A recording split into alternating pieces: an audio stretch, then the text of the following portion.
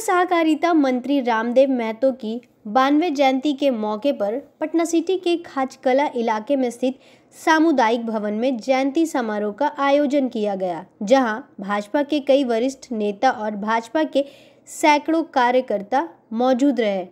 इस मौके पर कई वार्ड पार्षद भी मौजूद रहे। वहीं जयंती समारोह में शामिल लोगों ने पूर्व मंत्री रामदेव महतो के तैलीय चित्र पर पुष्पांजलि कर इन्हें याद किया, साथ ही उनके बताए मार्ग पर चलने की शपथ ली।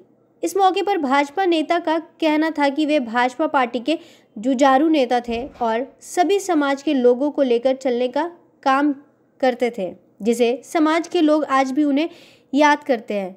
उनकी कार्यशैली से पटना सिटी वासियों में उनका प्रभाव रहा। भारतीय जनता पार्टी के वरिष्ठ नेता और पूर्व के सहकारिता मंत्री श्रद्धेय रामदेव महतो की आज जयंती मनाई जा रही है।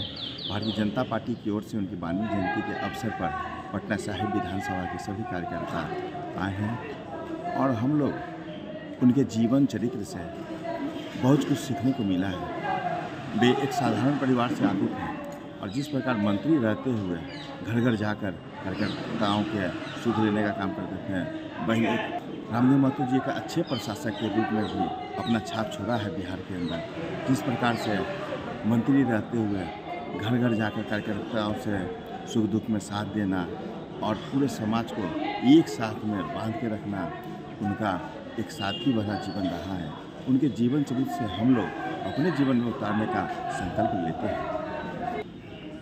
और पटना साहिब विधानसभा क्षेत्र के अंतर्गत श्रद्धेय रामदेव महतो जी जो पूर्व के सहकारिता मंत्री भी रह चुके हैं, एक सादगी की प्रतिमूर्ति थे और उनकी 92वीं जयंती पे यहाँ पे एक चर्चा रखा गया, बिहार की परिकल्पना पे चर्चा। जैसा कि रामदेव महतो जी एक कुशल किसान थे, किसान के लिए ही अपने विचारधारा को आगे बढ़ाया और उसी विचारधारा को आज केंद्र सरकार जन जन तक पहुँचा रही है। चाहे खेत खलियान मजदूर किसान की योजनाओं की बात हो या सॉइल हेल्थ कार्ड की बात हो, फसल बीमा की बात हो, मिट्टी की जांच की बात हो, नीम कोटिंग खाद की बात हो, जो उनके विचार थे कि एक जैविक खेती के द्वारा, प्राकृतिक खेती के द्वारा अपने खेत को ज़्यादा खुशहाल फसलदार बनाए, आज उसी बात को लेकर यहाँ पे परिचर्चा किया गया।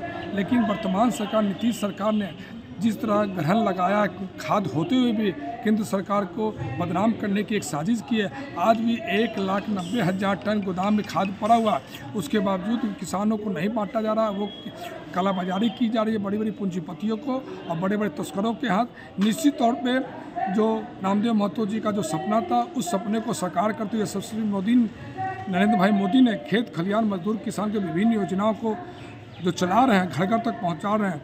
आज आने वाला लोकसभा चुनाव में ये परिणाम सुखद दिखाई पड़ेगा कि हर खेत खलियान मजदूर किसान का वोट केंद्र सरकार को पड़ने जा रहा है और जो वर्तमान की नीतीश सरकार है उनको मुंह तोड़ जवाब देने जा रही है। जिस तरह प्रगति हो रहा था, उस प्रगति को आज नीतीश सरकार ने ग्रहण लगाया है, रोका है और विभिन्न योजनाओं को नाम पलट के ये बिहार सरकार अपनी योजना चला रही है। निश्चित तौर पर यहाँ की जनता देख रही है और आने वाले समय में वो मुँह तोड़ जवाब देगी। 10D न्यूज़ के लिए पटना सिटी से अनिल कुमार की रिपोर्ट।